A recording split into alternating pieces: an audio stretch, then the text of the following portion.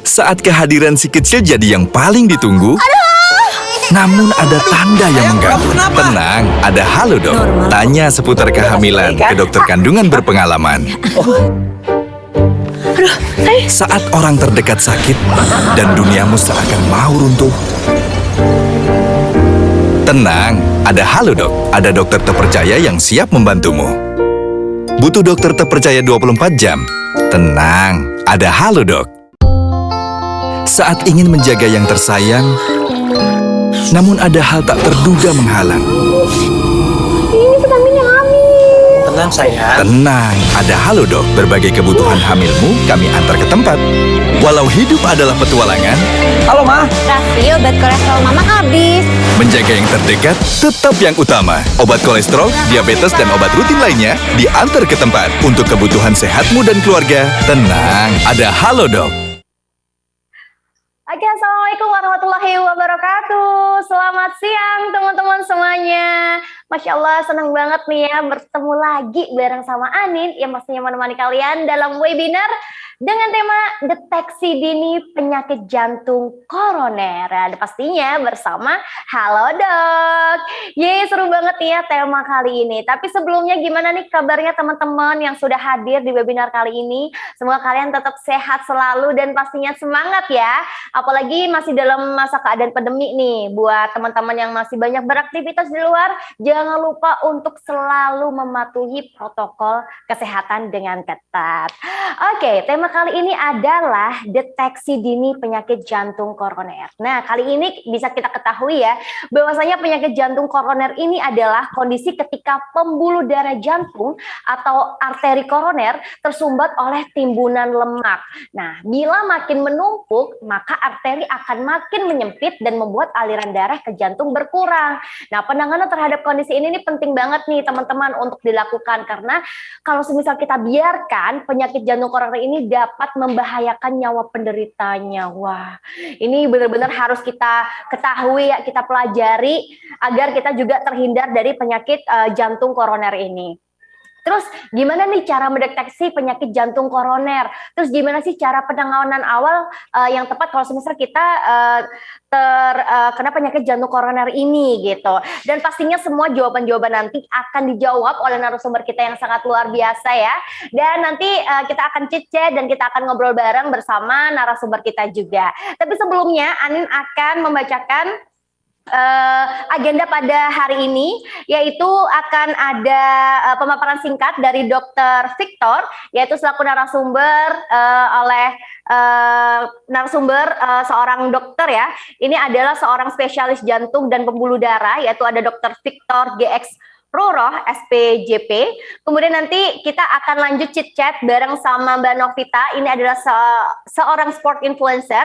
Dan juga ada Mbak Nur Hasana SE yang merupakan perwakilan dari klub jantung Remaja Yayasan Jantung Indonesia. Nah, kali itu nanti kita akan chit-chat, terus abis itu kita bakalan ada sesi Q&A.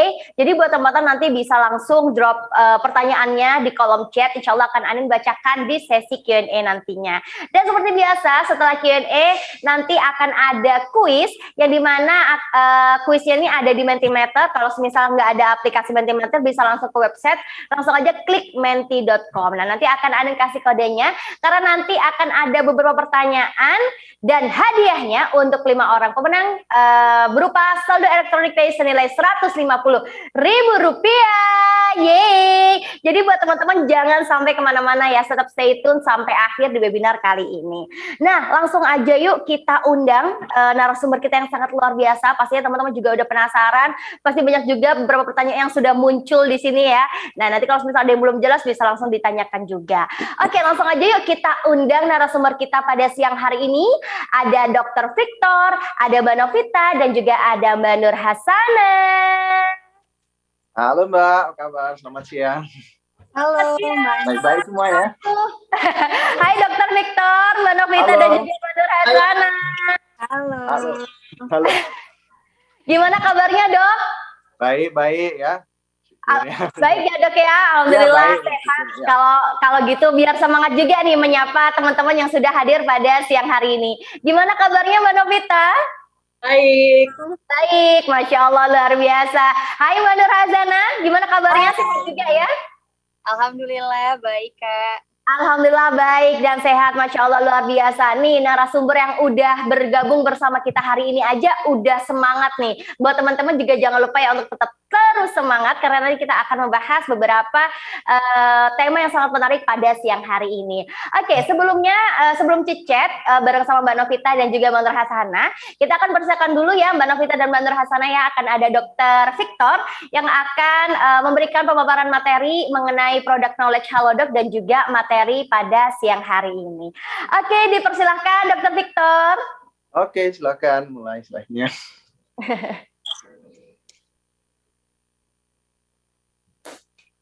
Halo, tolong slide, sorry.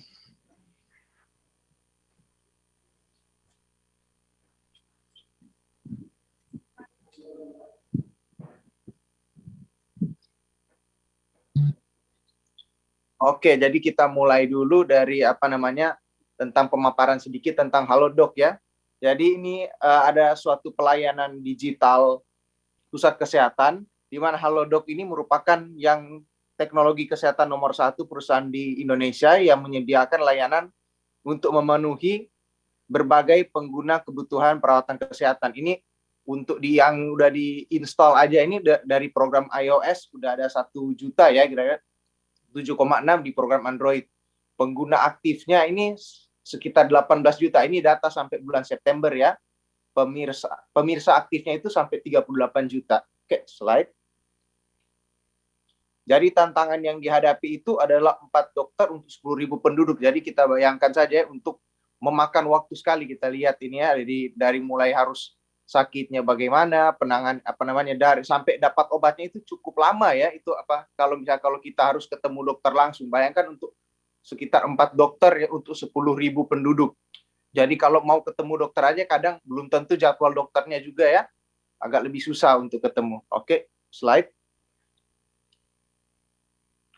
Jadi ini akses layanan kesehatan sebelum Halodoc. Lebih banyak begitu kita. Kalau kita lihat titik-titiknya ini sangat terpusat sekali di Jawa ya, terutama Jakarta, ada di Jawa Tengah, Jawa Timur juga. Jarang sekali ada yang memang sampai ke pelosok-pelosok. Palingan juga kalaupun ada di kota-kota selain yang saya sebutkan tadi, itu biasanya ada di kota-kota besar ya.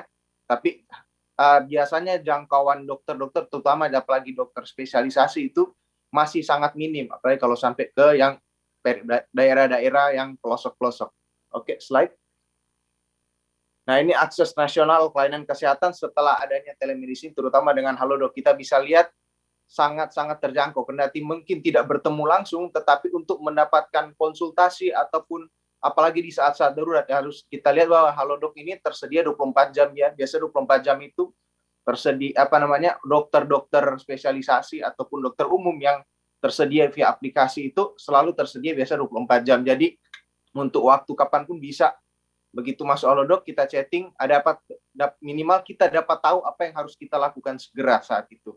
Jadi ini cukup sangat menjangkau, kita lihat ini sudah sangat sampai ke Papua di ujung-ujungnya aja juga udah terjangkau dengan Halodoc. Oke, slide. Nah, ini adalah transformasi dari Halodoc ya. Pertama dari masih 2006 cepat sekali ya, dari hanya di informasi sampai pada akhirnya 2012 makin itu ya makin meningkat sampai di 2021 ini. Kita bisa lihat dari slide ini ya. Kalau bisa saya harus bacain lagi satu-satu bisa panjang juga, tapi kita makin lama makin maju dan makin menjangkau ke masyarakat sekitar kita ya. Oke, slide bisa. Bagaimana memecahkan masalah pasien? Jadi kecepatan dari Halodoc itu respon time-nya sangat cepat. Aksesnya juga aksesnya itu makin lama makin muka akses kesehatan di Indonesia tidak seperti sebelumnya, karena dulu memang agak susah ya, harus ketemu dokter langsung, cari dokter di rumah sakit, rujukan begini, rujukan begitu, antriannya panjang. Tapi kalau misalnya yang sekarang ini kita gampang sekali untuk mengakses dokter saya paling tidak secara telemedicine duluan, dan juga adanya tanpa gesekan. Jadi prioritaskan pengiriman dari pengalaman yang sudah mulus lah ya. Oke, slide. Jadi Halodoc itu selain ada kompetensinya dengan Halodoc baik secara daring ataupun luring alias atau online dan offline ya. Dari online kita bisa mulai konsultasi dengan dokternya dari via online bahkan bisa sampai dikirimin obat, dapat berbagai macam informasi. Secara langsung juga di Halodoc kita mulai dari online kita bisa membuat janji dengan dokter apabila kita berkesempatan bertemu langsung dengan dokter di tempat prakteknya tersebut, bahkan bisa sampai diperiksa langsung, mendapatkan rujukan pengantar pemeriksaan dan sampai akhirnya memang kalau perlu dapat obatnya langsung ya, karena paling tidak mungkin kalau dapat obat secara online obatnya kan harus memang secara fisik, tapi bisa kita pesan melalui dari online bisa, kemudian sampai pada akhirnya kita dapat obat-obatan secara offline, ataupun memang kalau ada ketentuan tertentu misalnya disarankan dokter untuk ke rumah sakit bisa segera mengambil keputusan secara cepat. Oke, slide.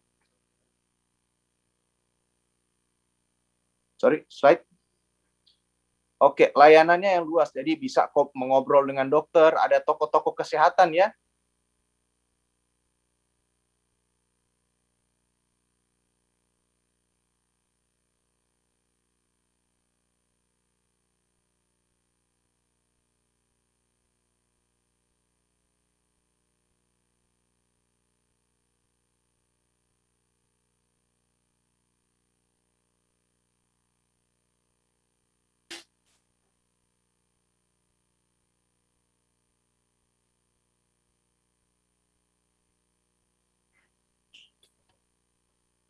Oke.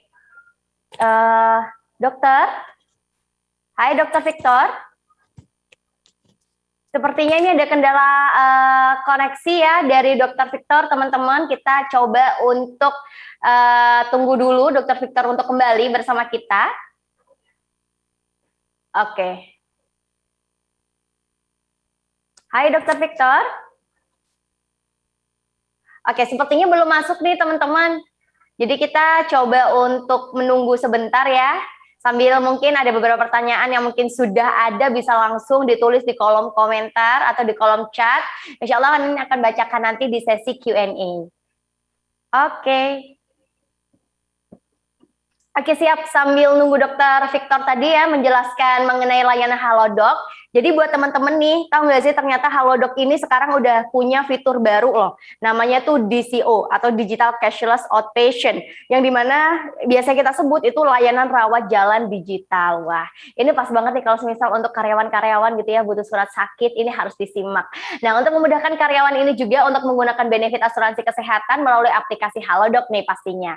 Nah, keuntungannya ini banyak banget dari fitur DCO yang bisa langsung konsultasi dokter di Halodoc dan dijaminkan oleh asuransi, dan pastikan pilih dokter yang bertanda dijaminkan oleh asuransi.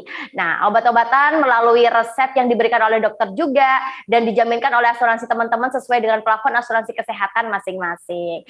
Nah, selain itu ada salah satu benefit bagi yang benar-benar membutuhkan surat izin istirahat, yaitu surat izin istirahat digital. Nah, pemberian surat izin istirahat ini akan kembali kepada dokter yang bersangkutan apabila dirasa dibutuhkan, maka akan diberikan kepada pasien. Gampang banget loh caranya. Untuk teman-teman yang penasaran dan mau tahu detailnya, stay tune terus ya. Anin akan kasih tahu infonya nanti di akhir acara. Jadi buat teman-teman kalau misal penasaran, gimana sih cara stepnya urus surat dokter digital, kemudian gimana caranya layanan rawat jalan digital dan sebagainya. Stay tune terus, Anin akan bacakan step-stepnya di akhir video nanti. Oke, sorry, selamat siang, udah saya pakai itu lain, sorry agak keputus tadi Oke, ya. siang dokter. Sudah kembali nih dokter ya. Oke, boleh dokter. Ya, sorry, saya agak keputus.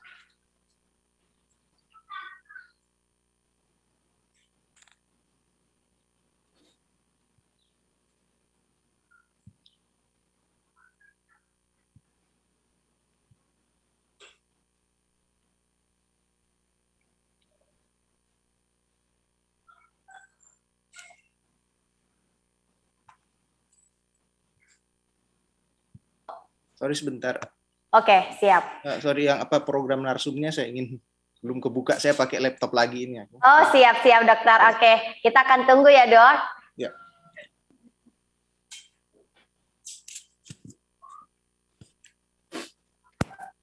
Oke, buat teman-teman kalau misalnya nanti ada beberapa pertanyaan bisa langsung di kolom chat ya.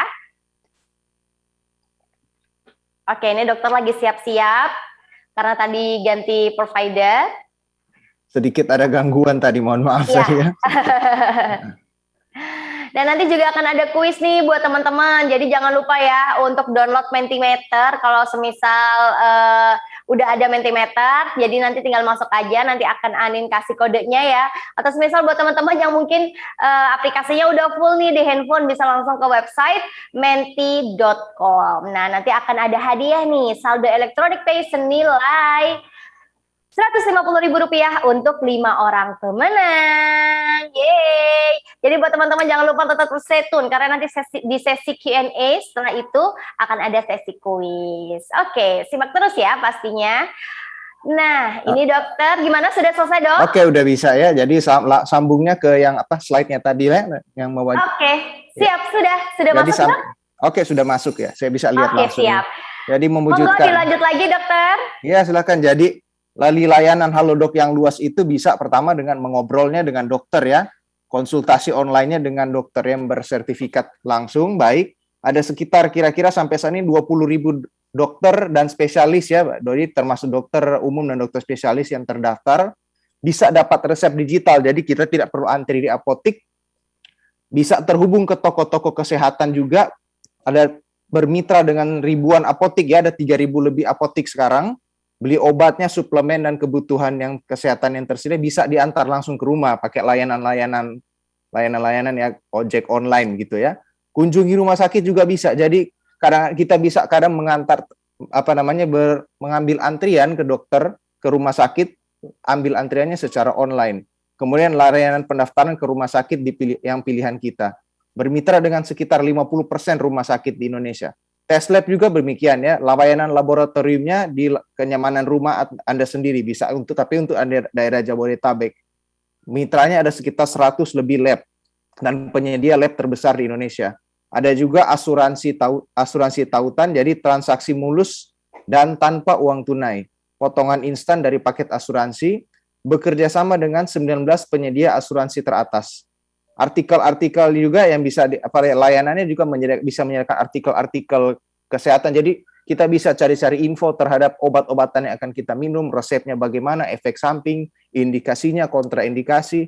Jadi artikelnya ini terandal dan terpercaya, dibuat dan ditinjau oleh dokter yang sesuai tentunya. Oke, jadi terima kasih, itu aja yang untuk company profile ya dari Halodoc untuk saat ini.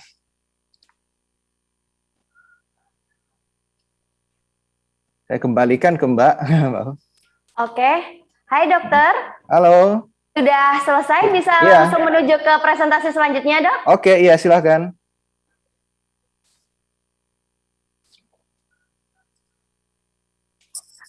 Oke, jadi masuk presentasi ke penyakit jantung koroner ya, ini dia. Bentar.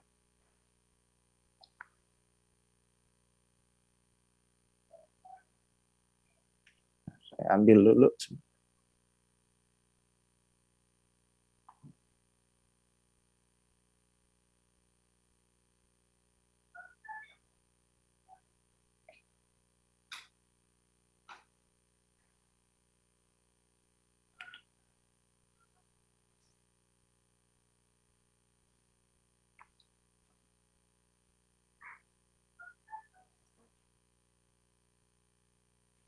Oke, kita masuk sekarang. Jadi penyakit jantung koroner, early detection and prompt treatment. Jadi ini deteksi dini penyakit jantung koroner dan juga apa yang harus kita lakukan sesudahnya.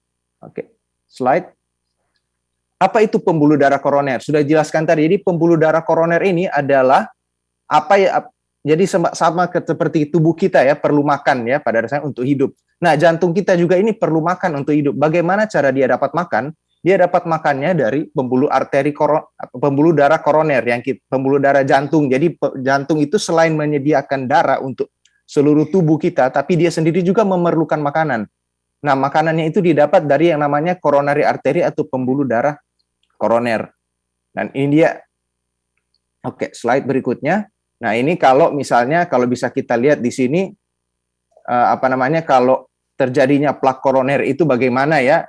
Kalau misalnya ini yang normal, bagaimana? Kalau yang dari sebelah kiri kita bisa lihat itu kalau arteri koronernya masih mulus ya, makin lama seperti yang tadi Mbak Ainin udah bilang, kalau makin lama makin ketumpuk lemak-lemaknya itu kan jadi jalannya kecil ya, jadi mungkin makin menyempit, aliran darah ke jantung kita jadi jantung kita juga jadi kurang dapat makanan istilahnya gitu ya. Akibatnya ya kalau orang nggak dapat makan lama-lama kelaparan, fungsinya menurun, ya bisa sampai mati lah sel-sel jantungnya, bukan jantungnya secara keseluruhan yang langsung mati ya. Oke, slide. Oke, fakta-fakta yang harus kita pelajari. Jadi penyakit jantung koroner ini masih merupakan penyebab kematian nomor 1 yang bukan karena kecelakaan di seluruh dunia. Di dunia setiap detik diperkirakan ada yang meninggal karena penyakit-penyakit vaskular, penyakit jantung koroner atau stroke. Ini sebetulnya penyakit jantung koroner dan stroke iskemik ini serupa tapi tak sama ya. Satunya kena penyempitan pembuluh darah di jantung, satunya yang kena ke otak. Nah, untuk di Indonesia sendiri sekitar 1 dari 10 orang itu meninggal karena penyakit jantung koroner atau komplikasinya. Total biaya pelayanan yang dihabiskan penyakit jantung ini terbanyak ya, 10,54 triliun dari BPJS Kesehatan 2017. Oke, slide. Jadi ada faktor-faktor resiko itu penyakit jantung koroner yang dapat diubah. Yang dapat diubah ataupun yang tidak dapat diubah. Yang tidak dapat diubah seperti contohnya kita misalnya kalau usia kita, jenis kelamin itu yang tidak bisa kita ubah. Yang bisa kita ubah tentu gaya hidup kita, misalnya kalau kolesterol juga, merokok, lifestyle kita itu adalah faktor-faktor yang masih bisa kita ubah. Kalau yang tidak bisa diubah itu ya memang sudah nasib ya kita udah usianya bagaimana. Kemudian spektrum penyakit jantung koroner ya. Sindrom koroner kronis adalah nyeri dada dan ada sindrom koroner akut atau yang dinamakan dengan serangan jantung. Oke, slide, sorry.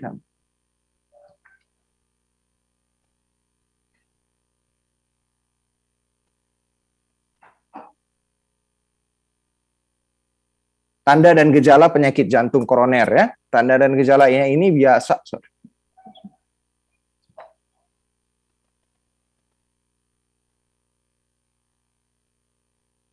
Sorry, sebentar.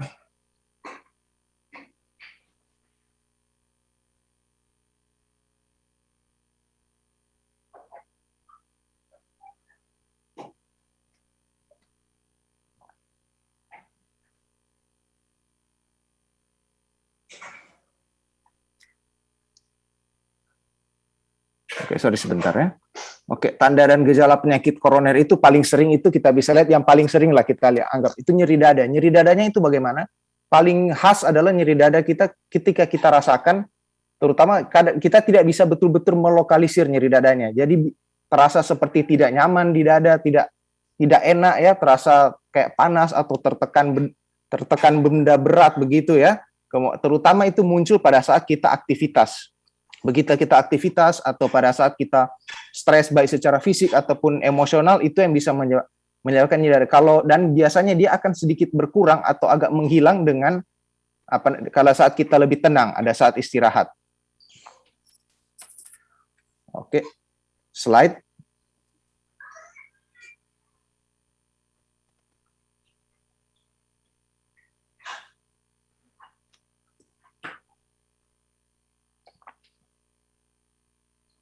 Spektrum penyakit jantung koroner seperti yang saya bilang tadi ya, ada sindrom koroner kronis, nyeri dadanya bisa hilang timbul terhadap aktivitas ya, menghilang dengan istirahat, itu yang kronis. Kalau ada yang dinamakan sindrom koroner akut atau serangan jantung, itu nyeri dadanya itu bisa menetap lebih berat, kira-kira biasanya ini masih diperkirakan durasi lebih dari 20 menit, tidak hilang dengan istirahat. Nah itu lebih berat ya, terutama ke serangan jantung namanya. Jadi harus kita bedakan apa itu serangan jantung dan ada juga yang henti jantung sering kita lihat dengar belakangan ini. Nah, kalau misalnya serangan jantung ini penanganannya harus sangat cepat. Kita berpatokan time is muscle. Penanganan cepat untuk membuka kembali sumbatan yang telah terbentuk. Oke, slide. Jadi ini seperti saya bilang tadi ya, sindrom koroner kronis dan akut. Kalau yang kronis itu dia pelan-pelan terasa ya, kalau dia mulai build up plaknya, jadi plak lemaknya itu yang terbentuk itu pelan-pelan dia naik ya, pelan-pelan dia mulai menyumbat perlahan lama-lama. Jadi proses penumpukan lemak di arteri koroner ini tidak serta-merta langsung jadi ya. Cuma memang kalau dia lagi serangan jantung akut, itu bisa langsung tiba-tiba muncul. Kalau misalnya pada saat contoh seperti kalau di gambar yang di pembuluh darah yang di bawah ini sudah mulai tertumpuk, namanya juga kalau kayak selang ya, makin kecil diameter pembuluh darahnya, makin sedikit darah yang bisa dilewati oleh darah. Tapi kalau misalnya dia apalagi kalau misalnya pembuluh darahnya pecah atau memang penyempitannya makin keras, kalau dia pecah itu bisa yang menyebabkan serangan jantung akut karena terjadi penyumbatan total di pembuluh darah. Pada saat itu betul-betul otot jantung kita tidak menerima asupan oksigen atau asupan darah sama sekali. Oke, slide. Jadi pemeriksaan diagnostik sindrom koroner kronis ada laboratorium, baik faktor resiko. Ini yang awal-awal aja ya, laboratorium. Kita lihat dulu faktor resiko kita, dan kita lihat dulu secara klinis kita bagaimana ya. Elektrokardiografi, udah pernah dengar ya, kalau elektrokardiografi istilah bekennya itu rekam jantung.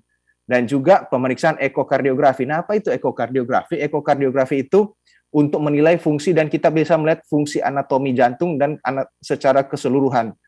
Ekokardiografi itu kalau saya jelaskan ke pasien biasa apa itu adalah suatu USG tapi dilakukan di jantung. Udah sering lihat ya kalau di ibu-ibu hamil di perut ya. Kemudian pemeriksaan kalau ada pasien-pasien yang lebih kita curigai lagi klinisnya atau faktor resikonya sudah cukup tinggi, kita bisa masuk ke pemeriksaan koroner spesifik sesuai dengan kondisi pasien. Slide.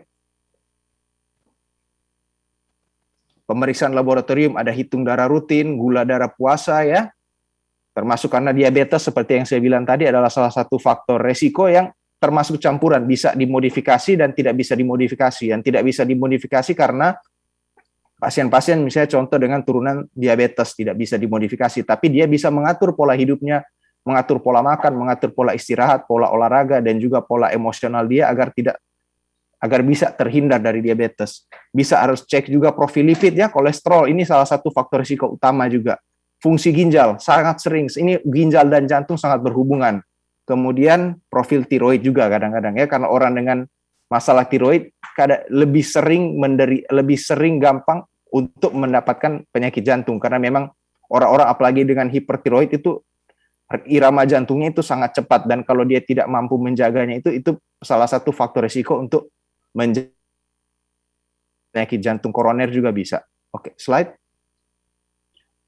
Nah, ini salah satu yang saya bilang, elektrokardiografi dan ekokardiografi sudah jelas ya, paling sering lah kalau EKG kita lihat ya, ini pemeriksaan yang umum, hampir semua pasien ke IGD apapun keluhannya hampir selalu pasti di EKG, apalagi kalau orang dewasa ya, kalau anak-anak mungkin enggak ya.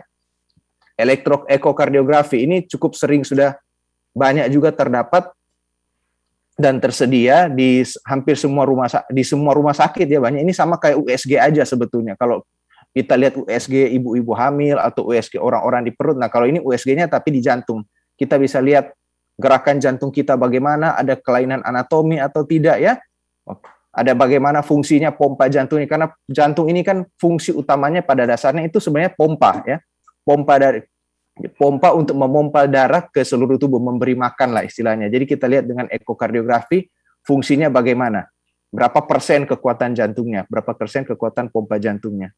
Oke, slide. Ini pemeriksaan anatomi dan fungsi koroner. Ada beberapa ya, ada yang CT scan, treadmill test, ada yang namanya stress ekokardiografi, CT scan, sampai ada yang namanya ada invasif coronary angiografi. Nanti kita ya, tapi ini lebih advance sebetulnya. Ini nanti kita bahas sekilas aja, yang penting tahu aja belakangan. Oke, slide dulu. Nah, treadmill exercise ECG. Jadi treadmill exercise ECG ini salah satu cara untuk mendeteksi penyakit jantung koroner.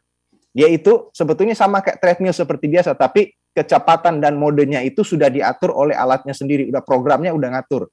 Dan kelebihan utamanya dia itu kita melihat kalau tadi kan elektrokardiografi rekam jantung pada saat kita istirahat. Kalau ini pada saat kita beraktivitas. Jadi diukur betul-betul. Di sini sudah ada programnya ya, bisa diukur tiap 3 menit dia incline-nya makin naik, kecepatannya makin naik, kita ukur betul-betul sampai pasien yang kita periksa ini mencapai target heart rate yang kita inginkan. Dan kita lihat perubahan apa yang terjadi secara hemodinamik pada pasien tersebut, pada ada yang melakukan check up. Kita lihat perubahan EKG-nya bagaimana, kita lihat perubahan tekanan darahnya bagaimana, kita lihat juga kadang-kadang ada masalah EKG-nya ini apa memang, jadi banyak yang bisa dideteksi dengan treadmill test ini dia, treadmill exercise ECG. Ini yang paling awal untuk mendeteksi penyakit jantung koroner, tapi tentunya apabila orang-orang yang kecurigaannya ringan sedang atau memang orang-orang yang masih bisa jalan ya, jangan kalau orang yang udah nggak bisa jalan ada disabilitas tertentu tentu nggak bisa kita lakukan treadmill exercise. Dan biasa ini fungsi utamanya pertama mendeteksi penyakit, ada nggak kira kecurigaan ya, kecurigaan mengarah ke penyempitan pembuluh darah koroner yang signifikan. Kemudian kita tes ada respon hipertensi nggak, karena ada orang, jadi sekalian ya kita cek hipertensinya, kita lihat kapasitas fungsionalnya, staminanya bagaimana ya, orang-orang kan beda ya. Jadi ini biasa kita lakukan pada pasien-pasien, biasa medical check up lebih dulu, kita coba treadmill exercise ECG, sensitivitasnya agak kurang, tapi ini yang paling isinya lebih paling aman lah ya untuk dilakukan pada awalnya, selain EKG dan ekokardiografi. Slide.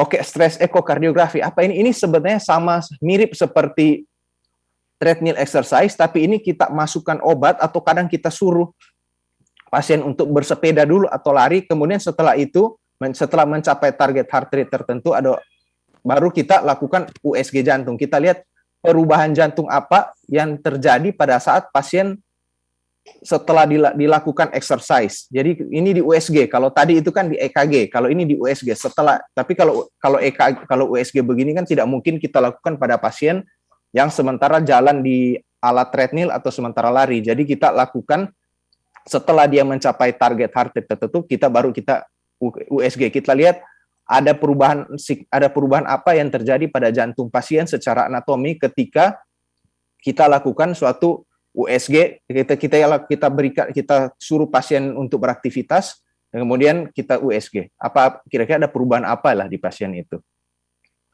Oke, slide. Oke, ini coronary CT angiografi. Ini kalau yang udah salah satu contoh, memang pasien-pasien yang memiliki kecurigaan cukup sedang atau bahkan udah lumayan ke arah-arah berat, ada masalah penyempitan pembuluh darah koroner. Jadi kita lakukan CT angiografi, ini harus masuk ke suatu alat CT scan. Kalau CT scan kita secara umum tahu ya, tapi tidak semua alat CT scan mampu melakukan pemeriksaan coronary angiografi. Yang harus kita lihat ini harus ada injektor kontras, jadi kita harus masuk cairan kontras juga, dan nanti akan di-scan slice per slice, kita lihat pembuluh darahnya bagaimana, selain bukan cuma pembuluh darah koroner yang dilihat, bahkan anatomi jantung juga bisa kelihatan dari sini ya sekalian. Cuman ya kekurangannya lagi ini harus melalui proses radiasi dan juga ada masuk kontras-kontras pewarna ya, jadi agak biar bagaimana ini ada salah satu untung rugi dalam penilaian untuk pasien apa yang akan kita periksa. Oke, slide.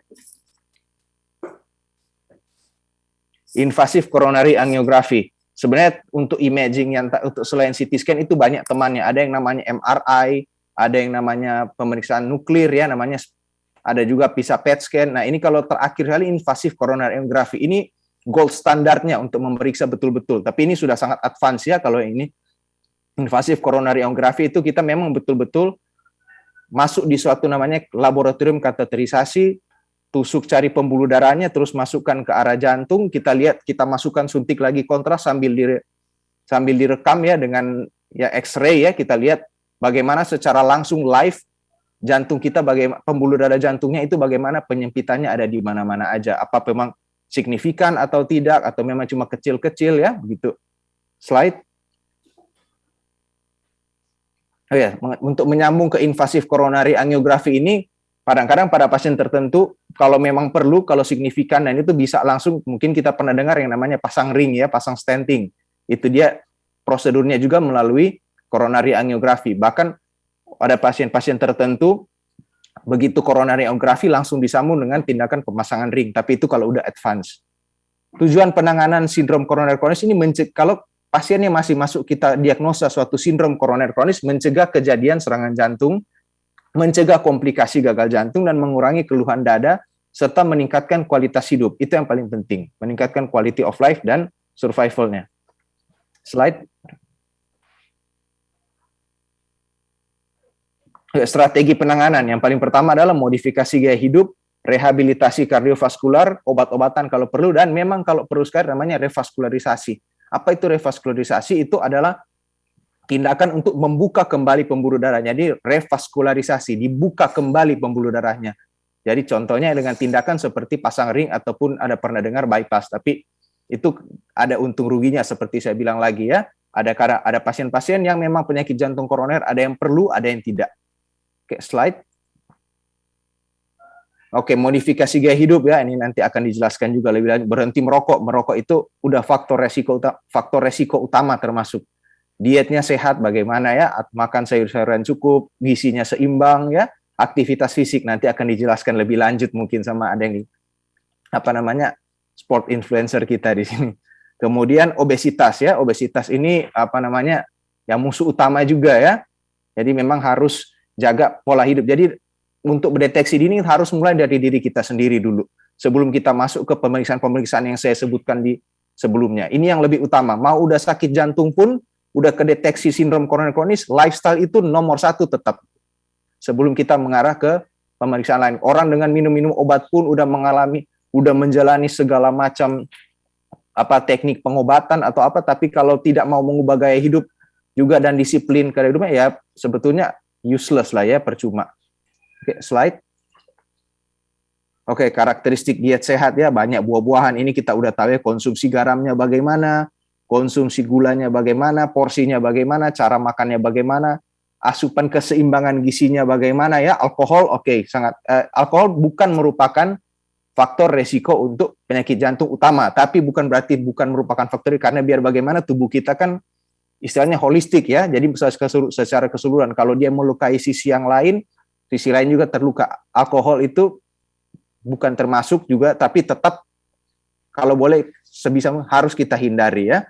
Dan menghindari makanan-makanan yang mungkin banyak trans fatnya atau semua yang makan makanan instan, lebih banyak makan yang lebih sehat lah. Kita tahu semua itu. Slide. Oke, atasi berat badan berlebih ya, kita hitung-hitung IMT. Saya rasa semua udah tahu kalau masalah IMT. Ada kalkulatornya juga, bisa langsung di googling kalau misalnya kita tidak masih bingung ya. Target indeks massa tubuhnya itu di bawah 25 kg per meter persegi kira-kira. Tapi harus diukur. Banyak parameter ya, ini IMT ini masih perkiraan kasar, banyak parameter yang lainnya yang seperti harus kita lihat kadar lemak body fat kita berapa, kan ada orang-orang tertentu dengan massa otot yang besar, tentunya IMT-nya biasa lebih tinggi. Target lingkar pinggang biasanya ya secara umum, tapi tidak selalu, harus kurang dari 90 cm pada laki-laki dan 80 cm pada perempuan. Oke, slide. Obat-obatan ya, ini obat-obatan nanti, ini kalau memang sudah betul-betul terdeteksi penyakit jantung koroner, ada obat-obatan anti nyeri dada banyak lah. Orang kalau sudah dideteksi sakit jantung biasanya kaget. Biasanya nggak minum obat, begitu dapat sakit jantung koroner, obat-obatannya langsung banyak banget. Jadi kadang mereka agak shock, agak kaget juga ya. Harus ada minum obat pencegah nyeri dada, obat kolesterol untuk mengatur plaknya, obat pengencer darahnya juga ya, obat tekanan darah tinggi juga harus diatur. Karena itu juga termasuk dengan untuk mencegah jangan jantungnya bebannya terlalu berat. Slide. Oke, saya cuma jelaskan sedikit aja tentang sindrom koroner akut ya, slide dulu. Ya, sindrom koroner akut ini seperti yang sudah saya bilang tadi, akibat pecahnya, yaitu ada sumbatan pecahnya pembuluh darah sehingga betul-betul pada saat itu koroner kita itu tidak bisa mengalirkan darah sama sekali secara karena ini suatu terjadi sindroma yang terjadi terjadi memang pecah pembuluh dan memang langsung obstruksi penyumbatan total di pembuluh darah kita, sehingga otot-otot jantung kita itu tiba-tiba tidak bisa mendapatkan asupan oksigen yang cukup. Oke, kita lanjut dulu sedikit slide. Ini salah satu contoh aja ya, kalau misalnya ini cuma mau pengantar sedikit aja ya, bagaimana kalau itu yang teknik primary PCI ini, kalau istilah awamnya pasang stenting atau pasang ring di jantung. Jadi ini yang namanya revaskularisasi dengan PCI. Ada juga yang namanya bypass. Operasi bypass ya bikin jalan pintas, tapi itu harus dengan operasi. Kalau pasang ring itu tidak operasi ya, tapi tindakan invasif juga. Kita lihat di sini bisa begitu ada pembuluh darah yang menyempit, ya kita buka dengan stenting. Ini yang namanya tindakan revaskularisasi atau stenting. Slide. Oke, Demikian ya pemaparan singkat, mungkin agak kelewatan dikit waktunya. Oke, terima kasih. Saya kembalikan ke host. Oke, terima kasih Dokter Victor. Masya Allah luar biasa. Tadi sudah dijelaskan ya oleh Dokter Victor mengenai beberapa penjelasan product knowledge nih ya dari Halodoc. Ternyata banyak banget manfaat dari Halodoc sendiri ya. Dan tadi juga Anda sempat jelaskan sedikit mengenai program-program baru atau fasilitas-fasilitas baru yang sudah disediakan oleh Halodoc. Dan tadi juga kita sudah mendengarkan pemaparan materi juga dari Dokter Victor ya mengenai tema hari ini. Dan pastinya Ani juga muncul nih beberapa pertanyaan yang mungkin ini bisa dijawab nih oleh Dokter Victor, atau mungkin teman-teman juga ada beberapa pertanyaan, bisa langsung komen ya di kolom chat. Insya Allah akan Ani bacakan di sesi Q&A nantinya. Dan ini mungkin sambil resume-resume sedikit ya dengan pemaparan materi dari Dokter Victor tersebut. Oke, Dokter Victor. Oke, Anin mau bertanya nih dok, mengenai tadi yang mungkin sudah dijelaskan oleh Dokter Victor. Nah, apa nih penyebab utama terjadinya serangan jantung koroner? Yang tadi mungkin salah satunya adalah lemak ya dok ya. Nah, apakah ada faktor lainnya selain penyebab utama tersebut dok? Oke, ini yang dibilang tentang yang serangan jantung ya. Jadi harus bedakan tadi. Saya tadi membedakan spektrumnya ada dua. Serangan jantung itu yang akut dan ada yang memang sindrom koronari kronis. Pada dasarnya orang-orang yang mengalami serangan jantung akut itu sudah punya masalah sindrom koroner kronis ya, sindrom koroner kronis. Jadi memang sudah ada penyempitan pembuluh darah di dalam. Terus tiba-tiba lemaknya pecah. Bisa jadi karena memang karena ada stres. Biasanya stresnya itu ada dua macam. Bisa stres fisik, stres emosional. Jadi memang orang kalau serangan jantung ini biasa kan dia muncul hari paling sering dia muncul ketika kita misalnya ada yang habis olahraga ya, nggak ada habis olahraga tanpa mengetahui kondisi klinis dirinya sendiri. Kemudian ada orang yang habis marah-marah ya, habis gitu marah-marah bisa serangan jantung. Nah, salah satu faktor utamanya itu adalah lemak seperti yang sudah dibilang. Faktor utama lainnya juga adalah seperti yang saya bilang obesitas juga termasuk ya, dan paling sering juga orang-orang dengan diabetes mellitus, apalagi yang sudah sangat sulit terkontrol, apa yang udah suntik-suntik insulin itu biasanya orang-orang, dan yang agak kurang enaknya pada orang-orang dengan diabetes ini, mereka itu kadang indera perasanya mereka agak kurang jadi saraf-sarafnya itu udah nggak berfungsi dengan baik. Jadi meskipun dia kadang udah serangan jantung dia nggak merasa gitu.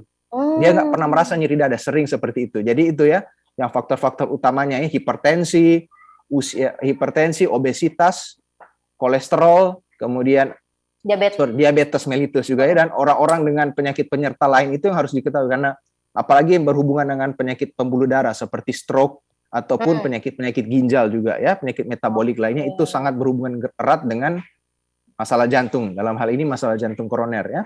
Oke, Masya Allah, luar biasa. Jadi intinya ada beberapa faktor ya dok ya, selain tadi lemak itu ternyata kalau misalnya kita sudah mempunyai penyakit-penyakit penyerta, ini juga bisa berpengaruh ya dok ya, bisa menuju ke sana gitu. Jadi mau nggak mau kita harus terus memperbaiki gaya hidup kita ya dok ya, biar tetap sehat dan juga tetap kuat pastinya. Oke, nah dari gejala penyakit jantung koroner nih dok, apa aja sih gejalanya yang mungkin kita bisa kenali dengan mudah dok?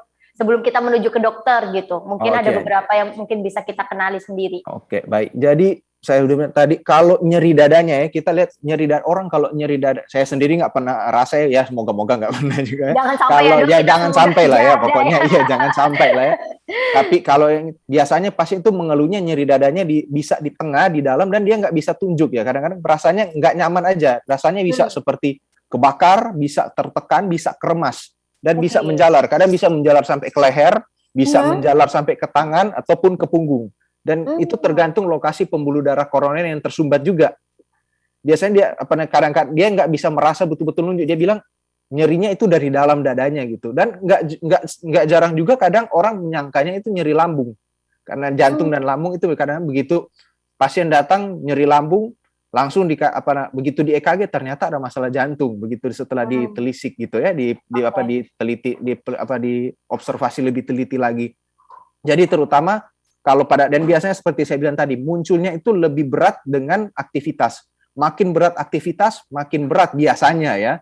Kemudian begitu kalau kita minum obat jantung itu biasanya agak mereda, ataupun pada saat kita istirahat kita lebih tenang, atau orang yang habis meledak emosi ya, terus tiba-tiba sakit dada, kita suruh dia tenang, biasanya itu gejalanya agak mereda. Tapi kalau memang betul-betul khas dan sudah nggak mereda, bisa jadi memang udah serangan jantung beneran ya. Gitu. Oke, Masya Allah biasa. Jadi, aduh ini harus benar-benar kita ketahui ya dok ya. Ternyata dadanya di sebelah kanan apa kiri? Berarti di rasa nyerinya dok. Bisa sebagian besar sebelah kiri atau di tengah. Kan jantung nggak benar-benar 100%. Cuman ya tergantung, ada kan orang-orang dengan posisi tubuh jantungnya di kanan juga ya. Jadi itu nggak boleh kita jarang sekali ya, kurang dari 1%, sedikit sekali. Tapi ada orang-orang yang jantungnya di kanan, ya serangan jantung, tapi kita nggak boleh. Makanya setiap orang yang datang dengan nyeri dada, saya juga sering konsultasi di Halodoc. Paling sering kalau orang datang di konsultasi Halodoc, dok nyeri dada saya nyeri, saya langsung tanya karakteristiknya bagaimana, munculnya kapan, bagaimana, udah pernah nggak, ada faktor resiko nggak, itu yang paling penting, banyak ya. Dan saya jelaskan, nyeri dada itu kan banyak penyebabnya, bisa masalah jantung, bisa non jantung. Jantungnya itu bisa karena koroner ataupun masalah katup jantung. Yang bukan karena masalah jantung, bisa karena otot-otot jantung, bisa masalah paru-paru ya, ataupun bisa karena nyeri lambung. Itu yang harus kita bedakan baik-baik. Itu saya jelaskan. Tapi saya selalu bilang mengingat frekuensi dari penyakit jantung koroner ya, dan memang paling serius biasanya itu dia ya, masalah jantung koroner, dan paling darurat, paling perlu penanganan cepat. Jadi kita punya prinsip namanya, orang kalau nyeri dada dan kita agak curiga ke klinisnya ke arah sakit jantung, kita memperlakukan pasien tersebut, orang tersebut sebagai, kita rule out dulu, kita lihat dulu ini benar-benar sakit jantung atau enggak. Kalau udah yakin bukan, baru kita rule out, cari penyebab, kira-kira penyebab nyeri dadanya yang lain apa gitu. Tapi kita selalu pikirkan dulu kemungkinan terburuk dulu lah ya, sebelum kita rule out, oke, ini kayaknya belum kan, iya. Oke, siap, Masya Allah biasa. Tuh, jadi kita harus lebih hati-hati lagi ya kalau misal sudah timbul seperti itu. Nah, kalau misal ada teman-teman nih dok, ya jangan sampai ya, tapi tiba-tiba nanti akan timbul seperti itu. Itu penanganan awalnya gimana dok? Apa langsung ke rumah sakit atau seperti apa? Oke, jadi yang pertama ya, ini kita harus lihat orang per orang. Kalau biasanya jarang sekali pada orang yang muda-muda lah ya, 20-an tahun, itu hampir nggak pernah. Apalagi kalau pada perempuan yang usia masih reproduktif, itu masih lebih jarang. Tapi bukan berarti enggak ya, saya cuma bilang lebih jarang ya. Bukan berarti enggak. Jadi kalau memang kalau memang benar-benar ada gejala seperti demikian, ya nggak ada salahnya memang bisa langsung dibawa ke rumah sakit ya. Nggak ada salahnya bisa diperiksa. Kalau aman-aman bisa dipulangkan. Atau nggak, sering juga kok kadang-kadang kalau pakai Halodoc bisa kan, langsung konsultasi, cari spesialis penyakit jantungnya, langsung nanya. Sering saya juga demikian, dok, nyeri dada saya sakit begini-begini, kira-kira gimana. Jadi minimal kita ya, karena mungkin apalagi kalau orang awam ya yang belum terlalu ngerti ya, kalau memang kebetulan faktor resikonya banyak, komorbidnya banyak, terus usianya sudah agak menunjang, nyeri dadanya juga khas, ya kita harus langsung bawa ke rumah sakit aja. Tapi kalau memang masih agak kurang ya, kalau misalnya agak jauh juga ke rumah sakit, bisa juga melalui Halodoc dulu juga bisa ya. Cari aja penyakit yang spesialis penyakit jantung, langsung konsultasi, dok ini gimana nih, nyeri dada saya begini, atau nyeri dada teman saya, papa saya, om saya begini-begini, kira-kira harus diapain nih. Nanti dokternya kan ada, mereka tahulah apa yang harus mereka tanyakan, mereka lakukan ya, kira-kira nanti mereka yang assess sendiri, kira-kira nilai sendiri ini harus gimana ya, ke rumah sakit atau coba dulu obat ini dulu sedikit gitu ya. Oke, siap. Wah, luar biasa. Itu mungkin bisa dicatat ya. Sekarang kan udah lebih praktis juga ya, dok. Dulu praktis, mungkin ya. belum ada Halodoc itu susah. Harus ke puskesmas dulu atau mungkin apalagi harus jauh ya. Sekarang kan akses lebih gampang ya. Betul. Tapi sekarang sudah ada Halodoc. Mungkin ini salah satu antisipasi ya, biar kita juga dalam masa keadaan pandemi seperti sekarang, mungkin kita konsultasi dulu aja online bareng sama dokter yang sudah ada di Halodoc. Nah, itu mungkin kita baru tahu nih step apa selanjutnya yang mungkin harus kita lakukan. Oke, sebelum menuju ke pertanyaan selanjutnya bareng sama Dokter Victor, Anin mau nanya dulu ya dok ya, bareng sama narasumber lainnya yang ada di sini, yaitu ada Mbak Nur Hasana nih dari komunitas Klub Jantung Remaja Yayasan Jantung Indonesia. Hai Mbak Nur Hasana. Halo Mbak Ani. Hai, Masya Allah, luar biasa. Tadi kita sudah dengarkan juga ya Mbak Nur ya, mengenai tadi yang sudah dijelaskan oleh dokter nih, mengenai jantung. Nah, boleh diceritain sedikit dulu nggak sih Mbak, mengenai komunitas jantung ini seperti apa sih? Nah, tentunya nih terima kasih nih buat Mbak Anin sebelumnya atas kesempatannya. Jadi Klub Jantung Remaja itu adalah di bawah naungan Yayasan Jantung Indonesia, di mana Yayasan Jantung Indonesia ini merupakan yayasan kesehatan tertua di Indonesia yang memiliki 30 cabang di tingkat provinsi dan 40 cabang itu di tingkat kabupaten kota. Nah, dari Yayasan Jantung Indonesia ini terdiri berbagai bidang ya. Salah satunya itu ada bidang komunikasi, bidang preventif, bidang dana, dan juga bidang kuratif gitu. Nah, di bidang preventifnya ini terdapat 4 bagian, yaitu salah satunya adalah Klub Jantung Remaja. Nah, berdasarkan namanya nih ya, Klub Jantung Remaja. Tentunya nih isinya anggota adalah remaja yang berusia 14 sampai dengan 30 tahun nih, Kak Anin. Yang mana tujuan dari Klub Jantung Remaja ini berdasarkan dari latar belakang bahwasanya penyakit jantung dan pembuluh darah ini adalah penyakit mematikan nomor 1 nih di dunia gitu kan. Jadi Klub Jantung Remaja ini bertujuan untuk meningkatkan kesadaran remaja untuk mencegah penyakit jantung dan pembuluh darah dengan melalui penyuluhan ke sekolah-sekolah yang rentang usianya itu 14 sampai 30 tahun, Kak Anin. Oke, Masya Allah luar biasa nih ya, komunitas KJR ini sangat semangat untuk memberikan beberapa knowledge juga ya untuk kita untuk mencegah penyakit ini dan bagaimana cara mengobatinya kalau misal sudah mengidap penyakit ini. Nah, aktivitas apa aja nih yang dilakukan oleh teman-teman di komunitas KJR ini, Mbak Nur Hasana? Apakah ada edukasi rutin yang dilakukan untuk membantu masyarakat biar lebih aware lagi terhadap kelainan atau penyakit yang berkaitan dengan organ jantung?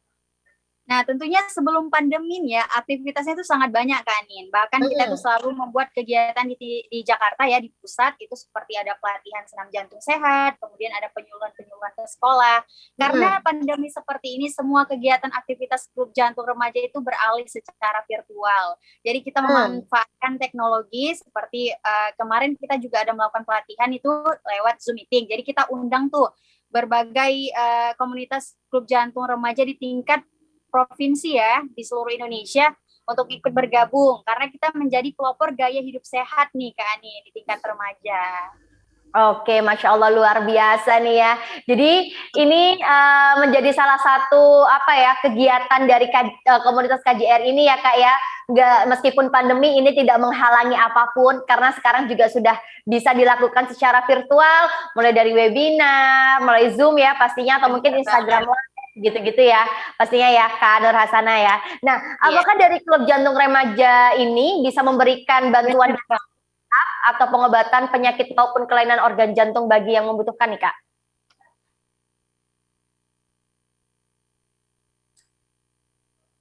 Oke. Hai Kak Nur Hasana. Oke. Hai Mbak Nur.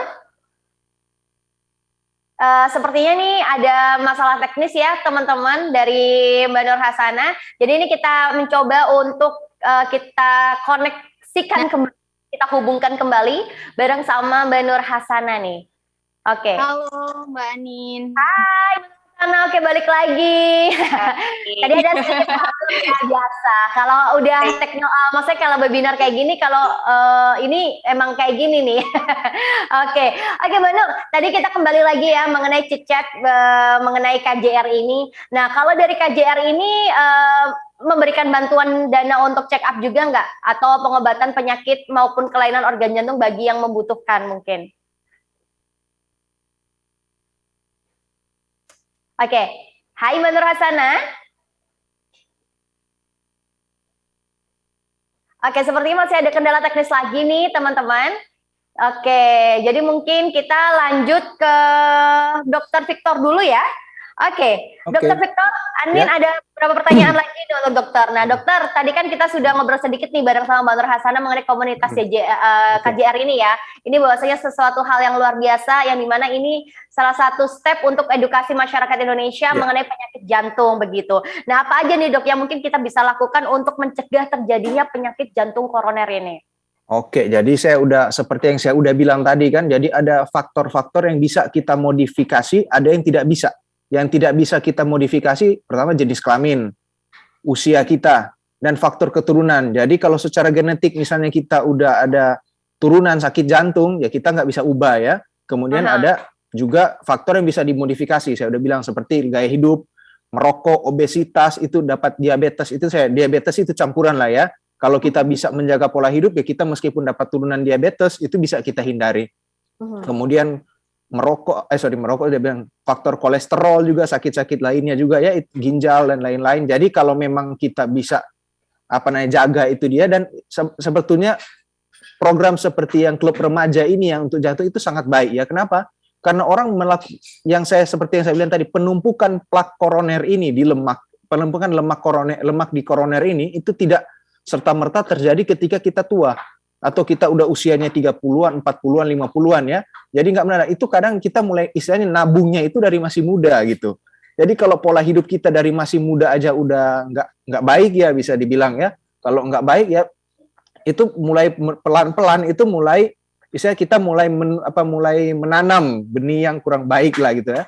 Nanti pada saat udah usia lebih senior, udah lebih tua, udah makin lanjut, itu kita bisa menuai juga hasil yang kurang baik. Jadi memang dari masih muda udah harus dilakukan tindakan-tindakan pencegahan ya. Pencegahan pada dasarnya pola hidup sehat seperti biasa, olahraga, jaga diet sehat, kemudian tidurnya yang cukup ya. Saya belum sebutkan tadi ya, istirahat cukup, hindari stres juga ya.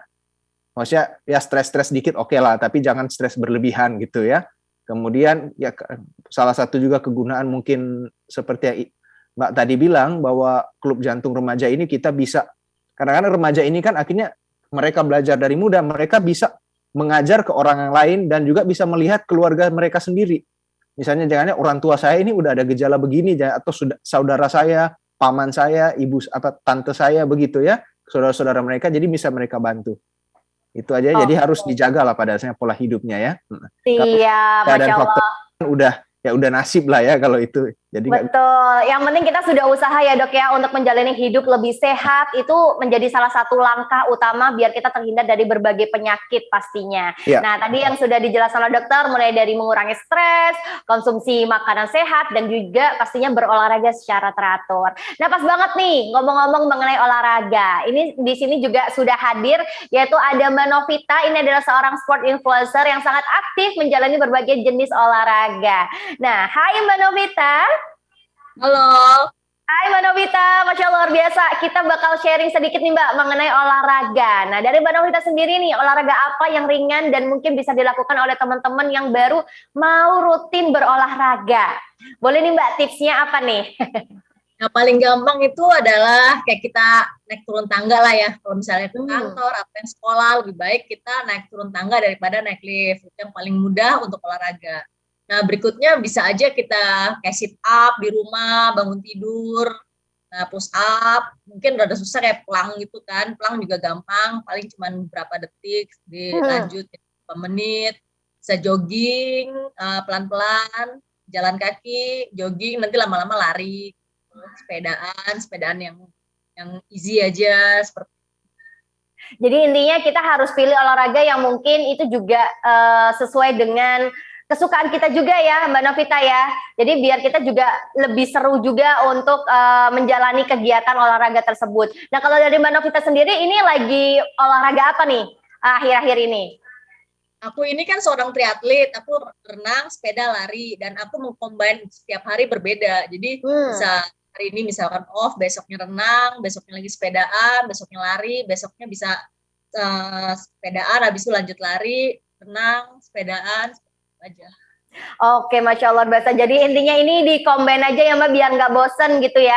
Jadi sesuaikan juga dengan ternyata Mbak Novita lebih seneng nih lari, bersepeda gitu. Sekarang lagi seneng-senengnya gitu. Atau mungkin teman-teman ada yang hobi mungkin sepedaan juga, atau mungkin ada yang hobi aerobik atau apapun, itu mungkin bisa dilakukan juga ya sesuai dengan passionate masing-masing. Nah kalau semisal kita udah nemu nih Mbak, mungkin aku seneng sepedaan gitu sama kayak Mbak Novita gitu.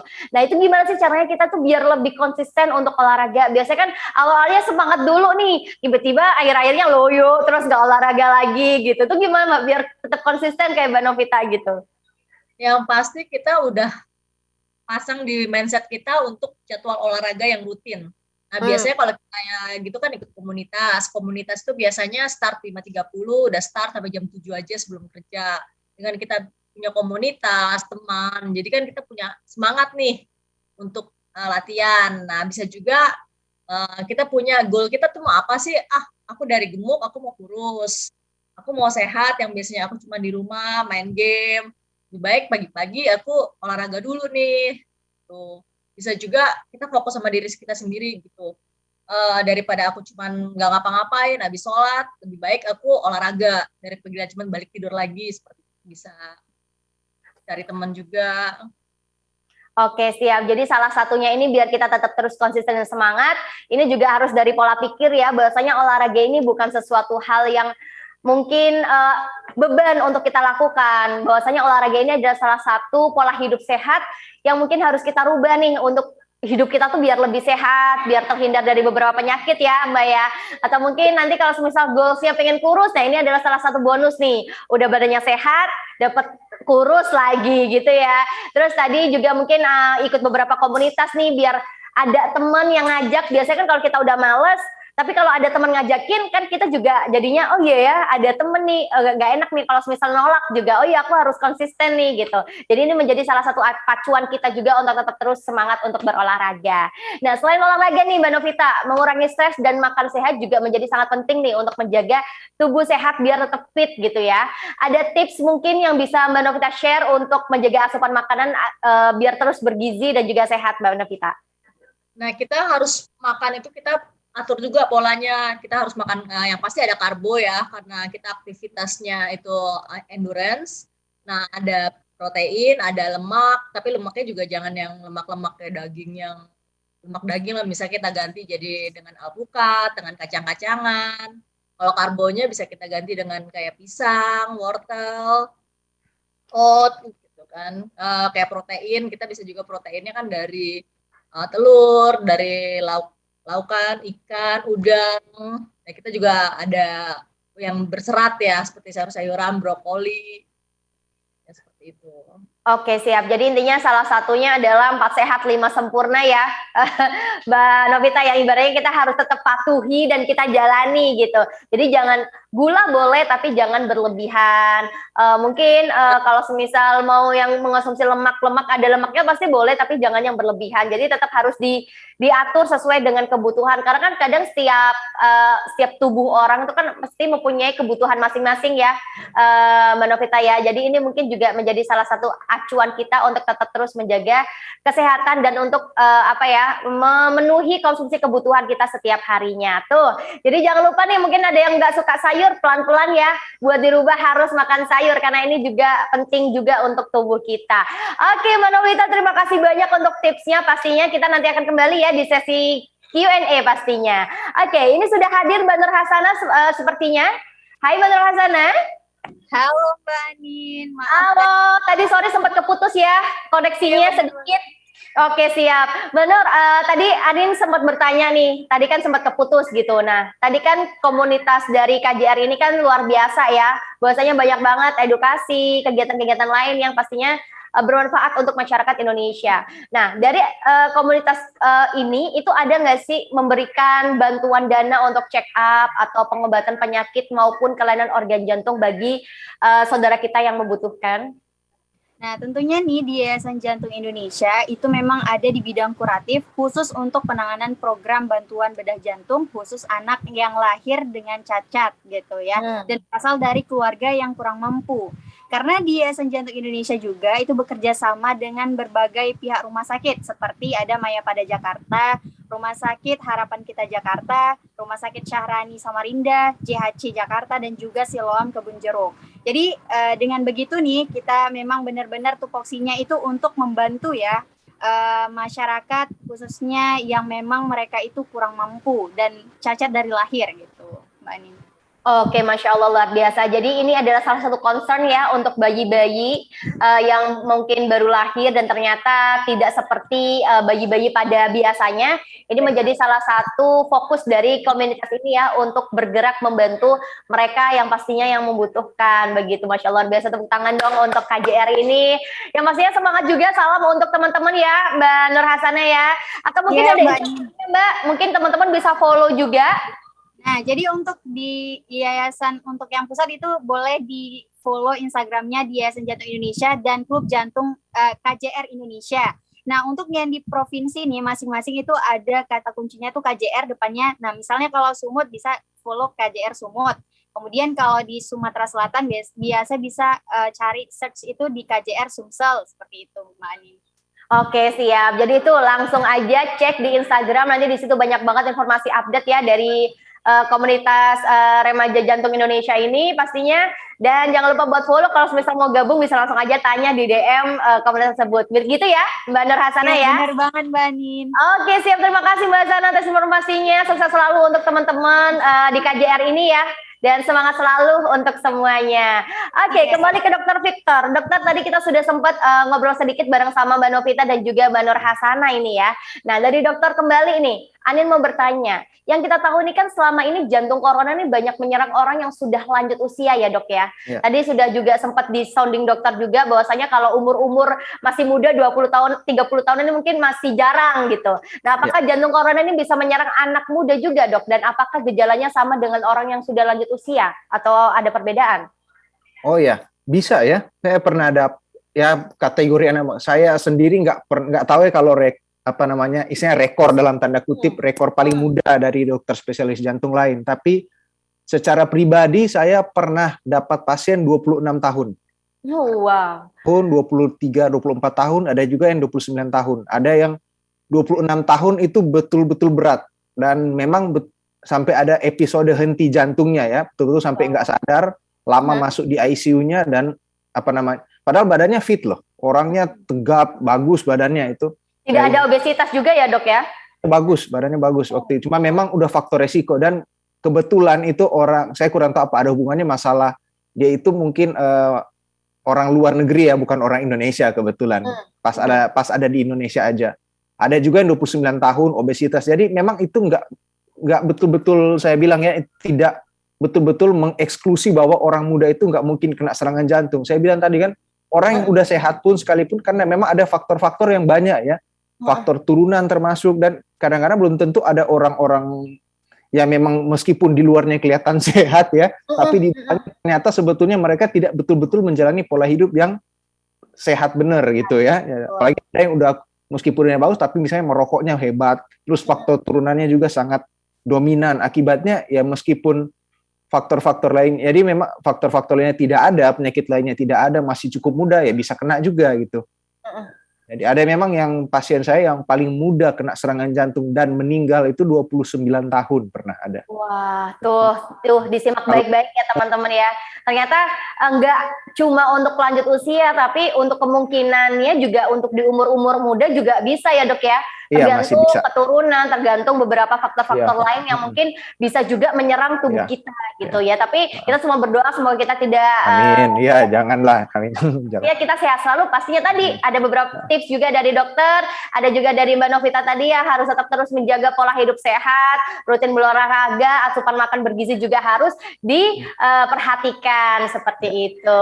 Oke, dan Anin ini juga mau share nih dok mengenai tadi ya yang mungkin teman-teman ada yang masih belum tahu nih bahwasanya sekarang nih untuk teman-teman yang mungkin ada riwayat keluarga dengan penyakit jantung atau sekedar ingin cek tingkat risiko terkena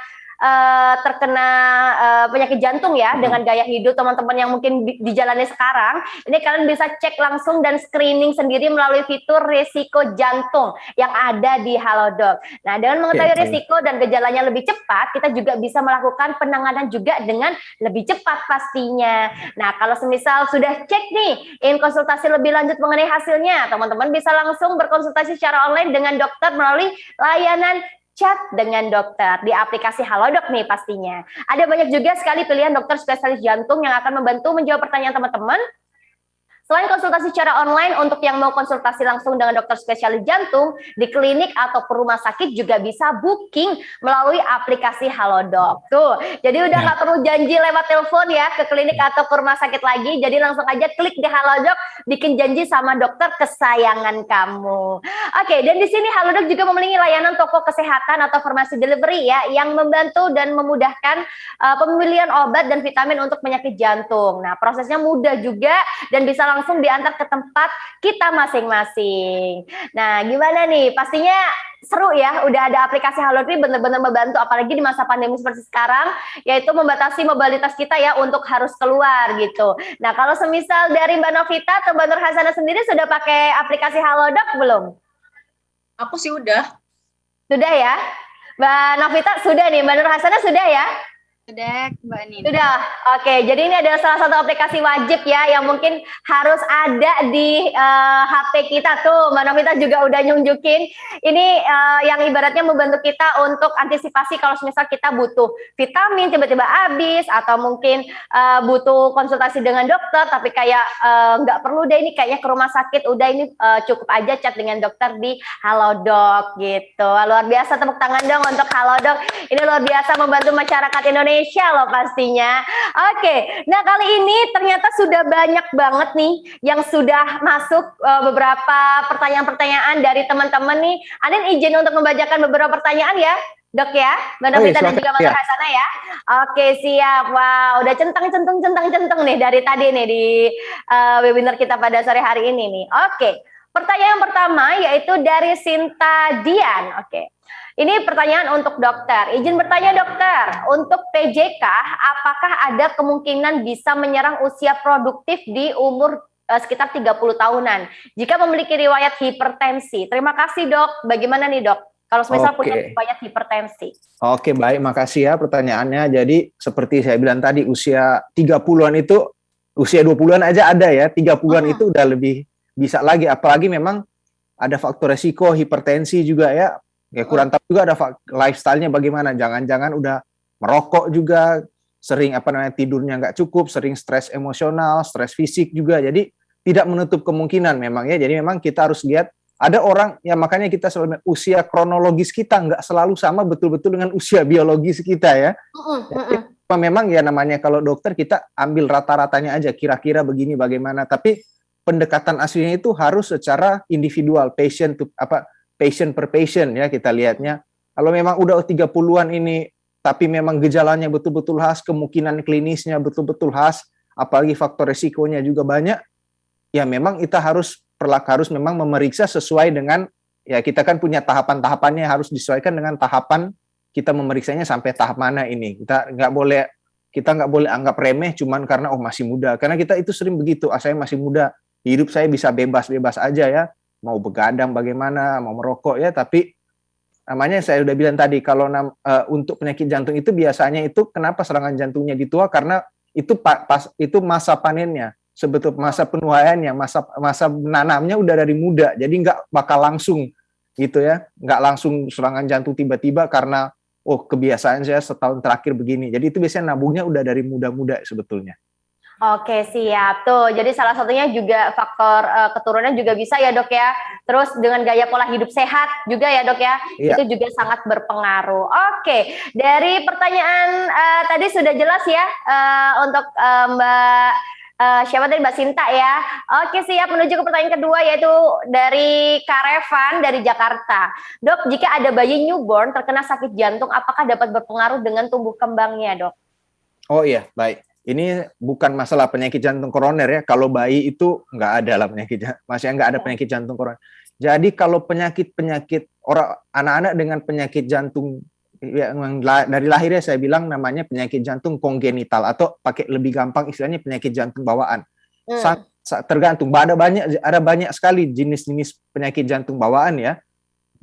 Biasa itu kan bisa dikarenakan masalah prematur, atau mungkin pada saat lahir ibunya dapat penyakit-penyakit seperti penyakit-penyakit tertentu seperti rubella, atau ada komplikasi sementara persalinan juga kadang bisa bikin ada masalah-masalah jantung pada saat bayi baru lahir. Nah, itu sangat bisa mempengaruhi tumbuh kembang anak.